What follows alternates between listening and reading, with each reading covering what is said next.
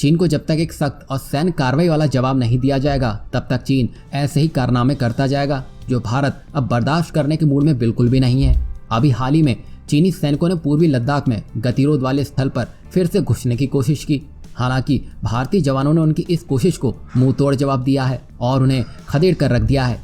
वैसे इस झड़प से किसी तरह के नुकसान की खबर नहीं है। वहीं चीन की चालबाजी को लेकर भारतीय सेना पूरी तरह से अलर्ट है।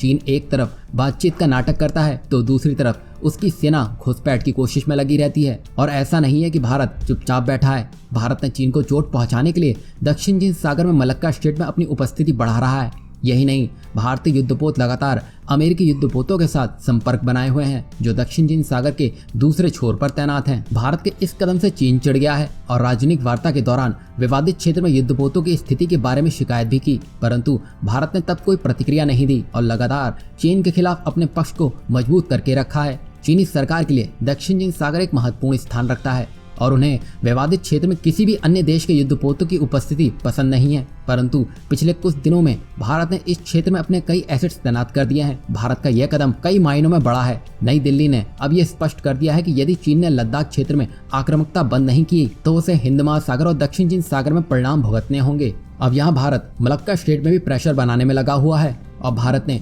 यहाँ चीन के जहाजों पर अंकुश लगाना शुरू कर दिया। तब चीन की लगाम भारत के हाथों में होगी, क्योंकि दुनिया के 25% व्यापार के साथ साथ चीन का कुल व्यापार का एक बड़ा हिस्सा मलक्का के रास्ते ही तय किया जाता है। यहाँ तक कि चीन अपनी तेल की जरूरतों को पूरा करने के लिए करीब 80% तेल इसी रास्ते से इंपोर्ट करता है। भारत के पास अंडमान में इतनी सैन्य शक्ति उपलब्ध है कि वह बड़े आराम से इस मलक्का स्ट्रेट को ब्लॉक कर सकता है। अब चीन को भी डरने की जरूरत है। यहाँ पहला वार भारत को करना होगा, वरना चीन यूं ही लद्दाख में अपने नापाक कदम बढ़ाता रहेगा। और यहाँ भारत सरकार ने भी चीन को एक स्पष्ट संदेश दे दिया है कि यदि लद्दाख में चीन अपने कदमों को नियंत्रण में नहीं रखता है तो उसे महासागर के जरिए पूरी तरह से तबाह कर दिया जाएगा।